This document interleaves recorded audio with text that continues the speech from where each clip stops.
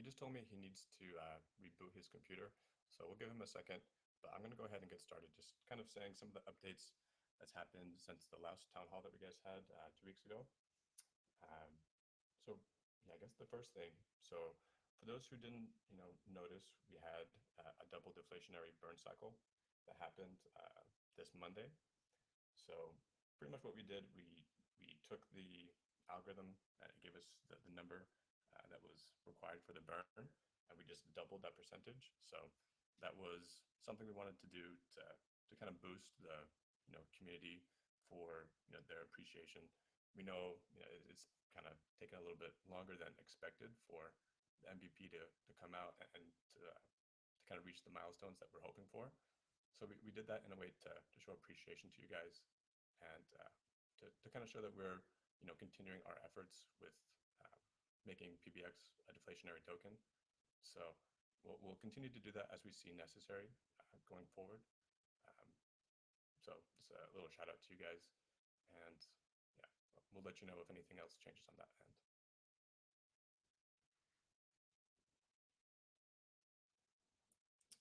One of the other points that I wanted to bring up was that a lot of people mentioned that our marketing efforts might not be as robust as people might hope, but we actually just recently um, are in agreements with a marketing team who's going to be helping us out. They are a team of very experienced professionals who are going to be able to give us the expertise and guidance in the marketing side of things, especially up into the point of the MVP and past that as well. So be on the lookout for new marketing and things like that for Paribus. Um, so we're really excited to have them on board as well.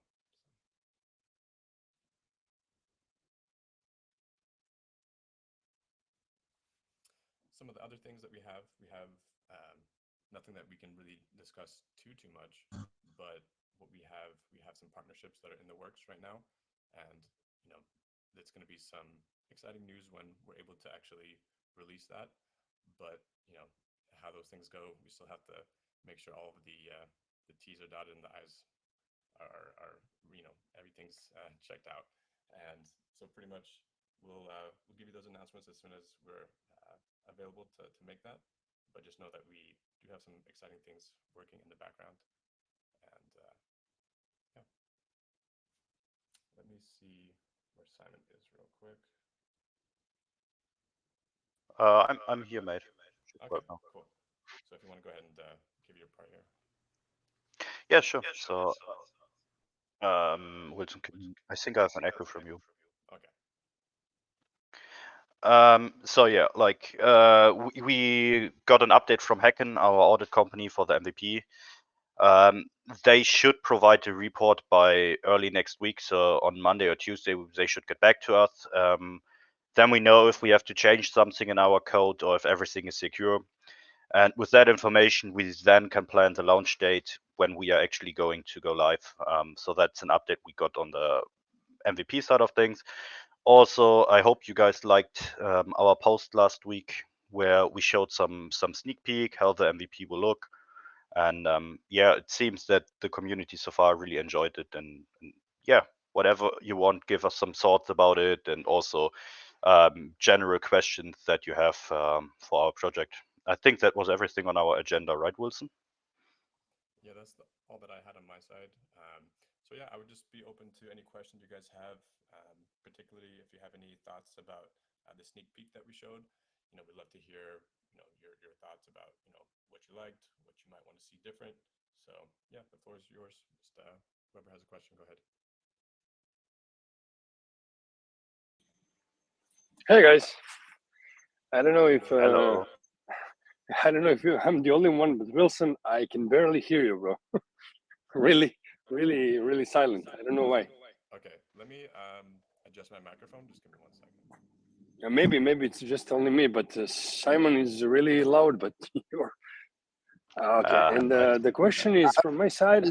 Very, very low. It's Highly frustrating too. okay.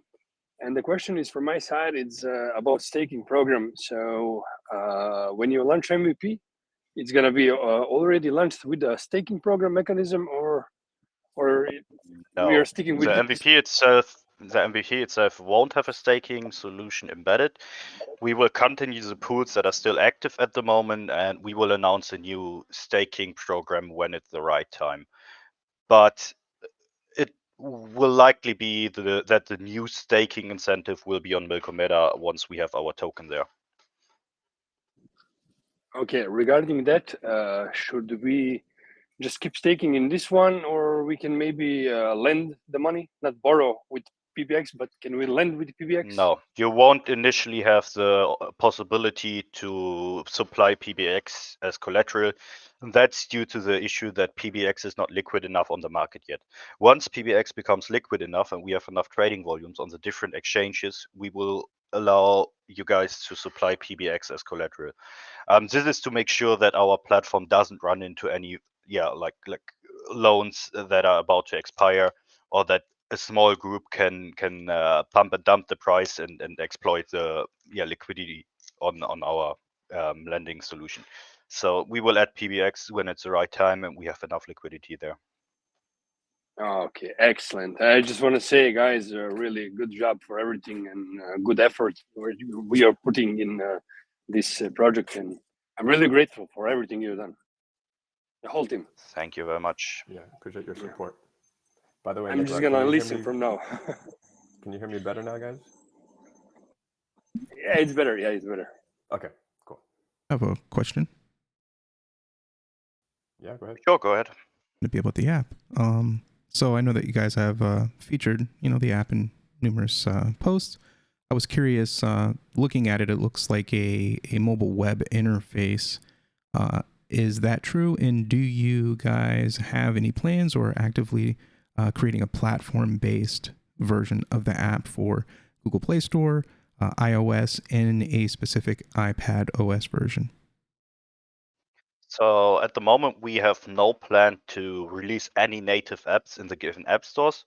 However, our MVP UI is built around the mobile utility and has phones as well as tablet in mind. So that shouldn't be any issue that you guys use it on mobile. Okay, thank you. Yeah, there's a lot of licensing restrictions that happen when you get into the Google Play and those types of marketplaces. But we do have a pretty big focus on making sure that we have a really nice mobile version for our platform. So that is something that we kept in mind, but we're just doing it in a way that avoids having to go to any particular marketplace besides just getting onto the website. With that response, I have a follow-up. Your wallet partner, Giro, are you guys working on any mobile DApp integration currently with them using the mobile web? No, not at the moment. Not for the initial version of the MVP. Okay, This will come at a later point. Same like we plan at a later point to support the Flint wallet, for example, from the Commodore and some others. So that's all in our mind, and we are actively working with our partners to integrate them, same as we want to integrate Charlie as well as Photochromic. But that will all come when it's the right time.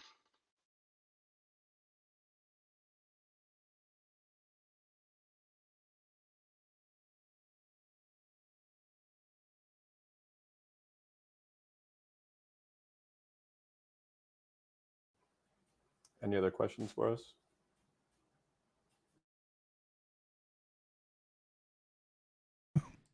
I'll keep going.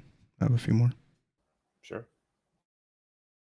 So I had a question around Milkomeda and Cardano native. There's been a lot of discussion and maybe some confusion as well.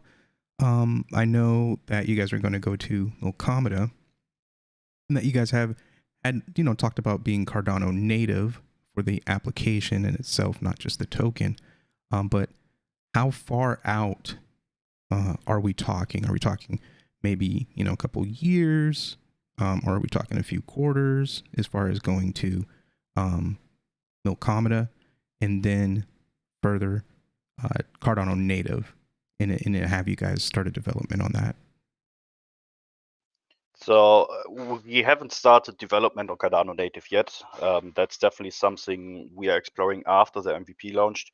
Right now we are focusing on the MVP, bringing that live, delivering like a proof of concept of our initial idea, and after that we are exploring the route of developing for Cardano native. Also, to add to that, like a lot of community members ask us why PBX is not a Cardano native token yet. For that, there's a simple reason. We want to make sure that we have a two-way bridge in place that always allow us to swap between Cardano native as well as Ethereum and other chains. Because our final goal is to be multi-chain. So even if they are right now like converters or bridges, most of them are one way. And that's kind of an issue for us because we don't want to deploy a Cardano native token and then we later might need to swap it out to a different one if the bridge has some limitations. And that's why we are like scanning the market right now. We talk to different parties to make sure we get the right bridging solutions in place in order to make it easier for everyone in the future and that we don't get to a point where we need to do token migration on one chain or another.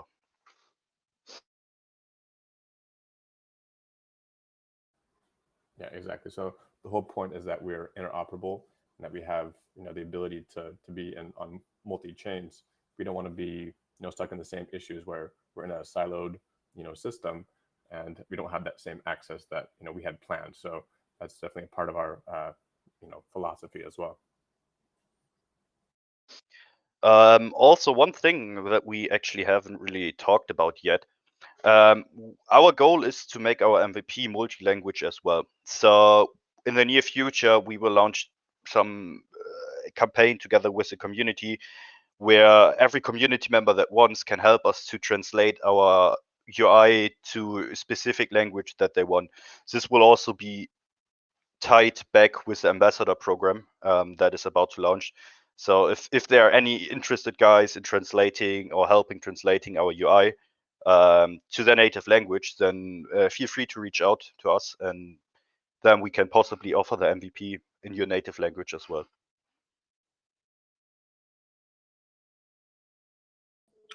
And where can we reach out for that? Feel free to reach out to me or Wilson via DM. We will prepare a list together about people that are interested in translating a language. Then we will make sure to contact you guys when it's when we are ready. All right, great.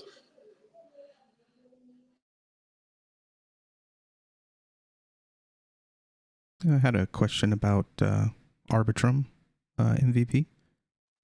Sure. So as far as, from myself and the content that I create, after the project is live and we're in MVP phase, things are going to change. So I started to pivot towards, metrics as far as performance adoption.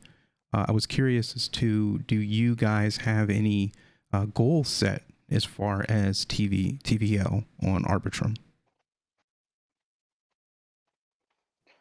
Yeah, That's actually a good question. I don't have any metrics in mind right now. Maybe Wilson has them in his mind, but otherwise we would need to look that up and provide an answer when we look that up.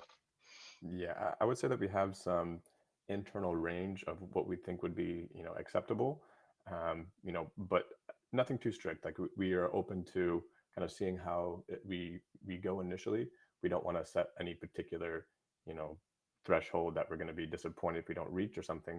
But yeah, we still need to do a little bit more investigation to see if our numbers are still accurate based off of how the markets are currently. But yeah, there's kind of some internal things we have to flesh out still. Yeah, I've begun to talk about that and kind of looking at other, potential competitors, so to speak, and, what their performance is like, and then also, historics, given that it was a different market at the time when a lot of these projects launched. I think it's a very interesting topic. So I was just curious if you guys even, thought about that. I know some projects don't even care about things like that, but I think it's good to just kind of have that in your mind at least. So it's good that you guys do at least talk about it or even have, internal goals.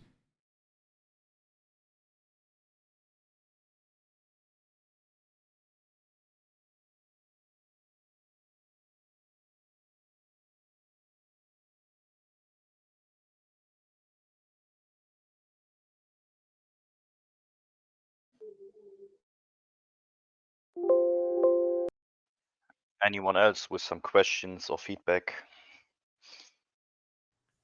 Simon, I had a couple of questions. It's Jeff from Cardano Outreach. We actually Sure, man, demo go ahead. your site as well as MinSwap in our presentation to students, thanks to a grant from Catalyst. Our questions were first of all, through our feedback loops, we're proud to say that our community has 6.7 million tokens of PBX, and those are directly purchased by students through Uniswap. Some of them had some questions about exchanges, and would you guys be willing to allow people to purchase directly through your website? Was the first question. And then, secondly, what is sort of the plan from Paribus' point of view with respect to exchanges going forward? Okay, So sure.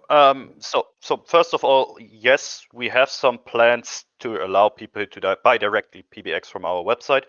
However, we don't have a time frame on that yet. It's something we are looking into. Which solution for us is the right way? We don't know that yet, but it's definitely something that we will add in the future to the website. In regards to the exchange itself, we are actively talking to a number of exchanges. However, we can't like give you guys right now a status on the talk because most of this is confidential. We are not allowed to talk about that. That's part of the agreements. And once there is an update about that and we can actually share something, we will let you guys know. Thank you for that. And one final follow up question that the community had from our point of view was we were concerned that a bunch of them from about 6 months ago had started staking in your pools, the smallest one, and that process is now completed. There was some concern that they could know there was like no utility while we were waiting for MVP, etc., for the token. Could you speak a little bit more to sort of what's going to come, with respect to staking in the future? Sure. So yeah, right now staking is our main utility. But what is about to come? So PBX, the idea behind PBX and what utility we will have in the future, we plan to have an API boost on our borrow and lending solution if you stake PBX. Also, PBX will be used as governance tokens. So we plan within the next 2 years, hopefully, to move every decision that we have to our on-chain governance, which will possibly or most likely run on Melcomeda, as Cardano is one of our preferred chain. So we will likely launch governance there. Also, PBX has some profit sharing mechanism in the future, where parts of the protocol fees that we generate as Paribus will go back to the token holders.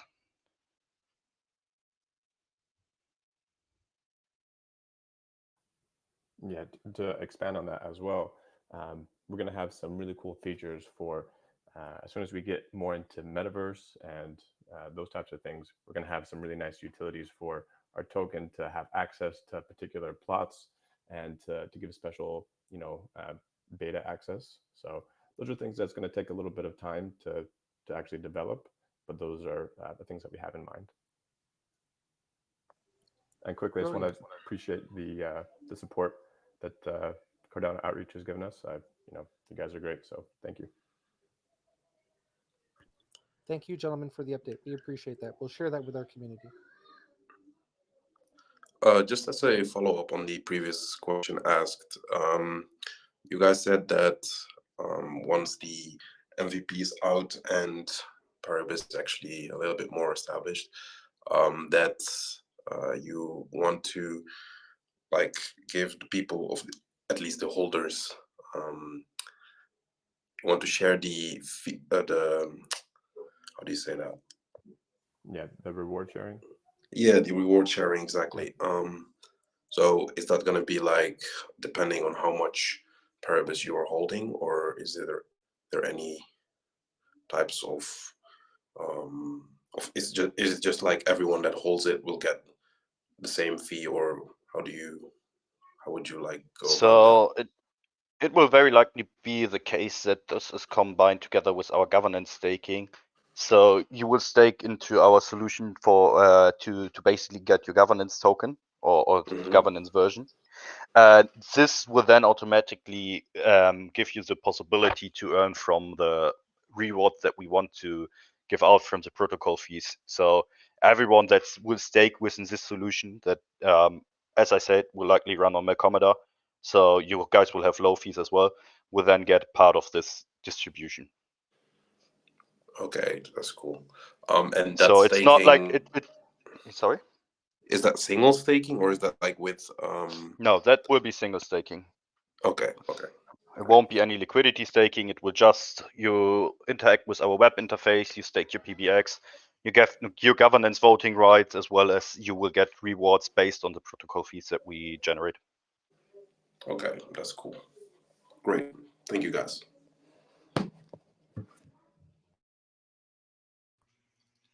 Gentlemen, given that C Fund is partnered with you, is IOG working actively with you, or will they be in the future in assisting in deploying products related to Paribus?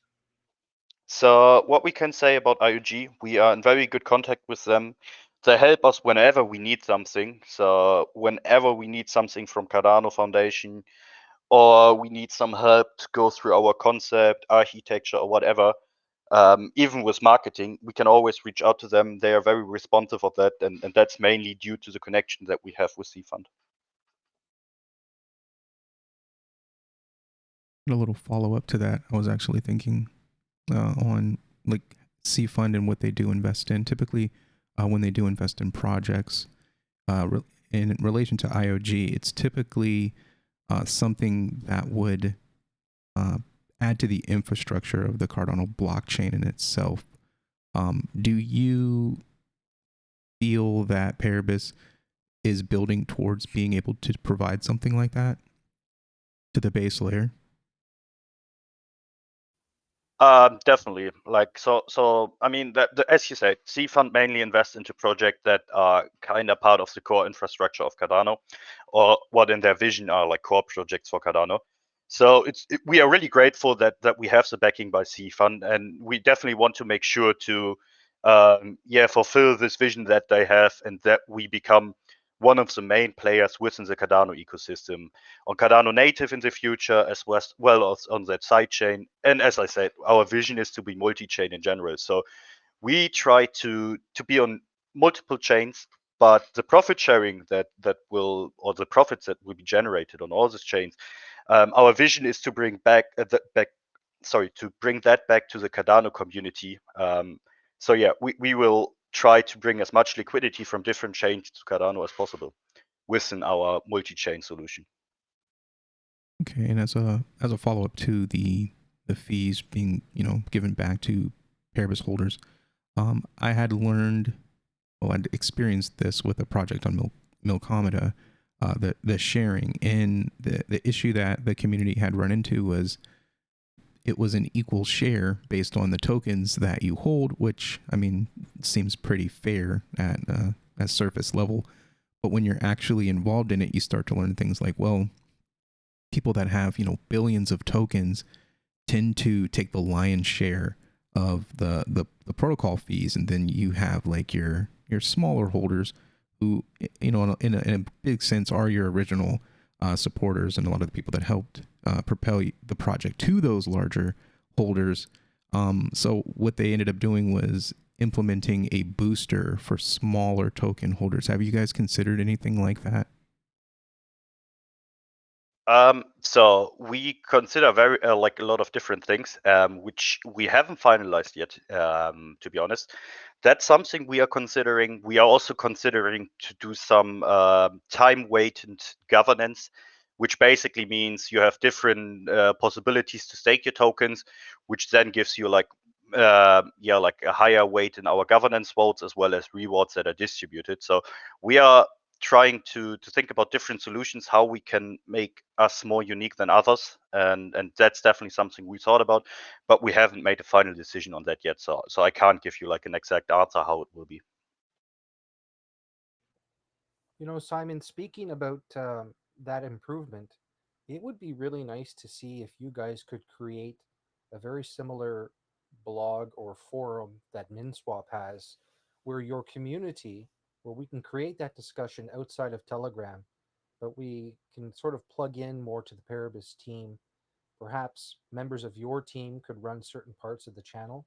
This way, we would be able to plug in and provide our feedback to how we would like to see Paribus grow, and perhaps some ideas to improve, the experience for PBX holders. Yeah, I think that's a great idea. Yeah, we definitely can- something we can explore. Yeah, to do some type of community, initiatives and get more of people who want to do an in-depth or more detailed description of how they think Paribus could improve on some level. I think that would be beneficial. So yeah, thanks for that idea. It's a really good product that MinSwap uses, and their community is really what's driving sort of where the team is moving. And the community, the people behind you, we're not as technically proficient as some of you. We do have some really cool ideas, and there's some really cool people in this community that, Telegram just doesn't offer us the opportunity to plug into the team directly. Yeah, understood. The communication can be a little bit limited sometimes, so I could see the potential of having that type of platform would definitely be beneficial.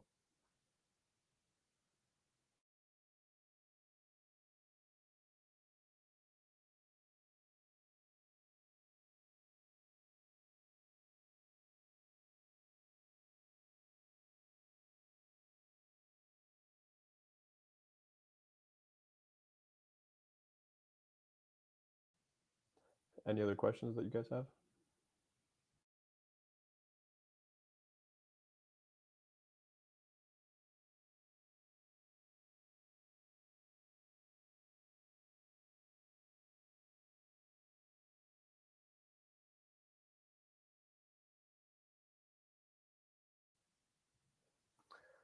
Okay, well, if no other questions, then we can go ahead and stop it here. Thank you everyone for joining us here today. Really appreciate all the questions and feedback and thoughts. Definitely something we're going to take into consideration going forward here. And you can reach us on Telegram here. And yeah, anything else, let us know. Okay, thank you guys. Thank you very much, everyone. Have a great week. Where can I